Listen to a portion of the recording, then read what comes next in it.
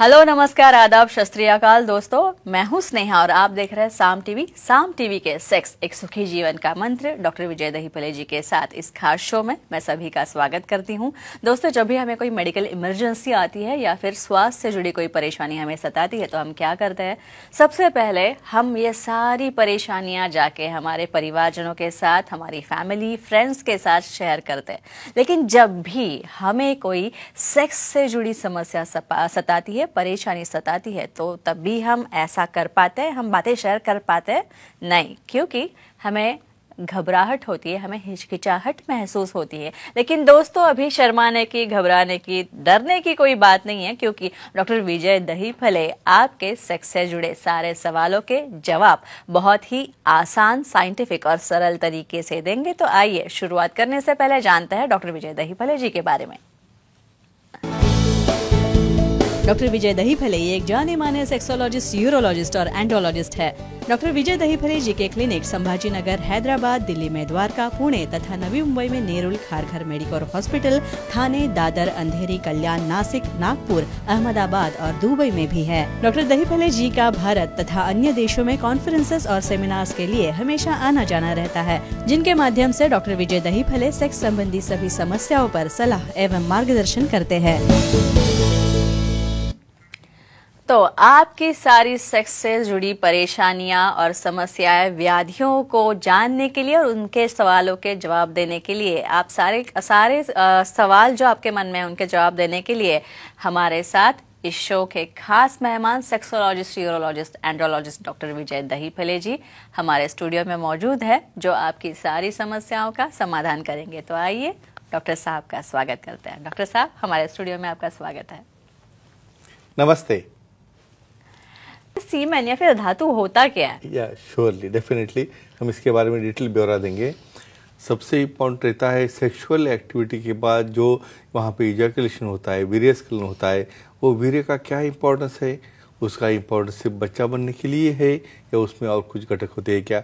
तो जब एक्टिविटी होने के बाद पल्सटाइल मेथड से 1 या 2 ml का वाइट कलर का विस्कस फ्लूइड जो इजैकुलेट होता है पल्सटाइल मैनर में, जो सेमी लिक्विड रहता है, वाइट कलर का रहता है, थोड़ा सा ब्लीचिंग टाइप उसका स्मेल आता है, ये जो एलिमेंट रहता है उसे कहते हैं सीमेन या धातु। इसका क्या महत्व है, इसकी क्या कंटेंट है, इसके कैसा एनालिसिस करते हैं, ये सब हम देखने वाले हैं वन बाय वन। लेकिन डॉक्टर साहब, ये सीमेन शरीर में बनता कहाँ है? लोकेशन किस पार्ट में? श्योरली, इसका एनाटॉमी, फिजियोलॉजी और बायोकेमिस्ट्री ये साइंटिफिकली पूरा हम देखने वाले हैं। हम जेनेटो यूरिनरी सिस्टम देखेंगे तो यूरिनरी पैसेज और सीमेन का पैसेज तो एक ही है, लेकिन टेस्टिकल में बनता है स्पर्म। वहीं से बाद में उसकी जो वाहिनी रहती है, वास डिफरेंस, वो ज्वाइन हो जाती है यूरेथ्रा में प्रोस्टेट यूरेथ्रल पार्ट जो है। तो प्रोस्टेट में के सिक्रीशन आ गए, टेस्टिस में के सिक्रीशन आ गए, और यहाँ पे समनल वेसिकल बोल के अपने यूरिनरी ब्लैडर के पीछे जो सैक रहता है जहाँ पे सीमेन जमा होता है, उसके भी सिक्रीशन वहाँ पे आ गए। तो ये सब ज्वाइन होते हैं यूरेथ्रा को, और कुछ बल्बो यूरेथ्रल ग्लैंड के जो सिक्रीशन रहते हैं, तो ये सब सिक्रीशन मिला के बनता है सीमेन या धातु, जो एक्टिविटी के समय एक्सपेल होके इजैकुलेट होते रहता है। डॉक्टर साहब, इसके बाद समीर जी हमसे जुड़े अंधेरी से, उनका कॉल लेते हैं। समीर जी, आपका स्वागत है शो में। सवाल पूछिए डॉक्टर साहब से। हेलो सर जी, बोलिए। धातु की जांच करने के एक पहले दिन सेक्स कर सकते की जानकारी दीजिए। अच्छा, ये बहुत कॉमन सवाल रहता है। जब हम कपल आता है ना, उसको कहते हैं चलो आपके टेस्ट करने हैं अभी, तो बहुत बार क्या होता है, कुछ बोलते हैं पार्टनर, भाई चलो अभी कल तो तपास है अपना, चलो आज करते हैं एक्टिविटी। नहीं, ऐसा नहीं करना है। स्पेशली यहाँ पे 3 दिन का थोड़ा सा स्टारवेशन, मतलब आपको 3 दिन पहले एक्टिविटी करना है, इसके बाद 3 दिन का गैप देना है। और कल आपके साथ जांच है तो आज तपास नहीं करना है। क्यों? क्योंकि ये जो गैप रहता है वीर्यस्खलन के बाद में, एक गैप में नया स्टीम आती है, नए स्पर्म आते हैं, उसकी मोटिलिटी बढ़ती है, और आपका रिपोर्ट जो दूसरे दिन आने वाला है वो डेफिनेटली नॉर्मल आ जाता है। इसलिए ये एक्टिविटी 1 डे प्रायर नहीं करनी चाहिए। ये जो सीमेन होता है पुरुषों का, सीमेन के घटक क्या होता है, क्या क्या कंटेंट होता है? कंटेंट उसके अंदर यहाँ पे केमिकल कंटेंट आप देखोगे तो बॉडी का ये सबसे अच्छा जूस है जिसके अंदर 200 प्रकार के प्रोटीन है, बाद में एमिनो एसिड्स है, उसके अंदर अलग अलग प्रकार के एंटीऑक्सीडेंट है, हार्मोन्स है, टेस्टोस्टेरोन जैसे, ऑक्सीटोसिन से, डोपामिन जैसे, कुछ ग्रोथ फैक्टर है, टिश्यू ग्रोथ फैक्टर है, नर्व ग्रोथ फैक्टर है, फ्रुक्टोज उसके अंदर है। तो इतना एनरिच रहने वाला ये सीमेन है। और स्पर्म और उसके मोटाइल स्पर्म वो तो उसमें रहना ही रहना है, क्योंकि ये सबको नरिशमेंट करने के लिए ही ये घटक बन चुके हैं। तो ये रहता है धातु, ये रहता है सीमेन और ये रहता है इसका इम्पोर्टेंस। डॉक्टर साहब, एक पुरुष में सीमेन या फिर धातु की जो मात्रा है वो सामान्यतः साधारणतः कितनी होनी चाहिए? मतलब what is normal? Exactly, correct. Routinely क्या रहता है, कोई भी इस चीज की तरफ ध्यान नहीं देता है, ना कहाँ पे उसके पढ़ने में आता है, कहाँ पे उसको साइंटिफिक इंफॉर्मेशन मिलती है। नॉर्मली सीमेन पल्सटाइल मैनर में क्या होता है, बल्बों के और मसल्स कॉन्टैक्ट होने की वजह से पल्सटाइल मैनर में वहाँ पे सीमेन बाहर आता है। और एक इजैकुलेट जो है कम से कम 1 या 2 ml का इजैकुलेट रहता है, और वो इजैकुलेट रहता है सेमी लिक्विड। और कुछ समय के बाद उसका लिक्विफिकेशन कैसा होता है, क्यों होता है, ये अलग कोई और एपिसोड में हम देखने वाले हैं। इसके बाद सुनीता जी है कोल्हापुर से, उनका कॉल लेते हैं डॉक्टर साहब। सुनीता जी, आपका स्वागत है शो में। सवाल पूछिए आप डॉक्टर साहब से। Hello sir.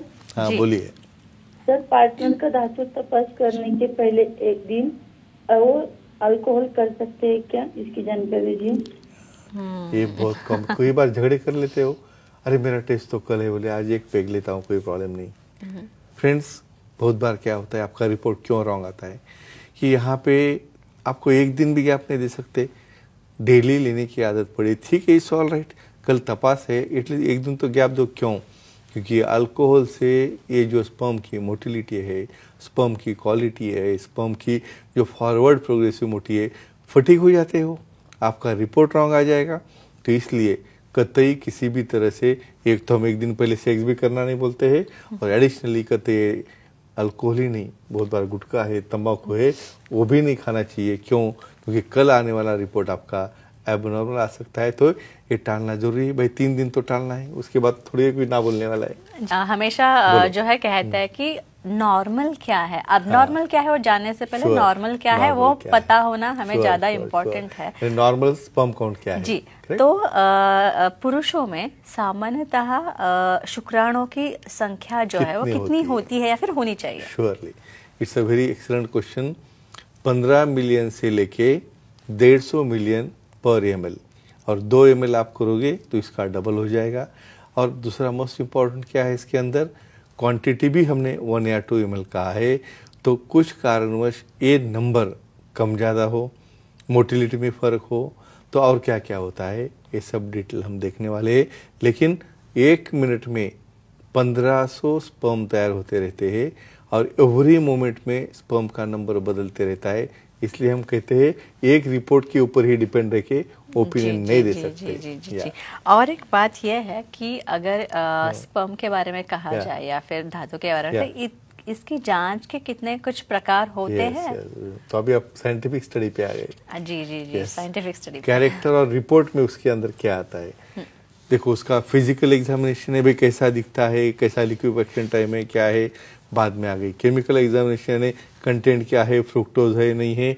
और बाद में आता है माइक्रोस्कोपिक एग्जामिनेशन, जिसके अंदर कि हम रियल देखने वाले हैं, स्पर्म कितने हैं, मोटिलिटी क्या है, कोई एबनॉर्मल सेल्स है क्या, कुछ कास्ट है क्या। तो फ्रेंड्स, एक ही कहेंगे, इवन आपको डॉक्टर जितनी इन्फॉर्मेशन भी ना हो, तो बेसिक इन्फॉर्मेशन इसलिए दे रहा हूँ, आप बहुत बार झगड़ते रहते हो पार्टनर के साथ कि मुझे ड्रिंक लेना है पहले दिन, मुझे कुछ गुटखा खाना है, या मुझे फिर सेक्स ही करना है। तो ऐसी चीज़ें ना करें, साइंटिफिक इन्फॉर्मेशन लो, जिसकी वजह से आपका जो बच्चा होने के लिए प्लानिंग कर रहे हो, कुछ उसमें डाउट आ रहा है आपको क्यों नहीं हो रहा है, तो ये तरह से ही रिपोर्ट करोगे तो अच्छी रिपोर्ट आएगी, वरना हमें रिपोर्ट रिपीट करना पड़ सकती है। जी, जिसमें हमने चर्चा की थी, ये भी चर्चा बहुत अच्छी थी। तो डॉक्टर साहब जो है हमेशा ही आप सारे लोगों के सवालों के जवाब देने के लिए, आपकी सारी समस्याएं सुलझाने के लिए हमेशा कटिबद्ध होते हैं। तो आपको भी डॉक्टर विजय दहीफले जी से मिलना है तो आप ज़रूर मिल सकते हैं। तो ये थे हमारे खास मेहमान डॉक्टर विजय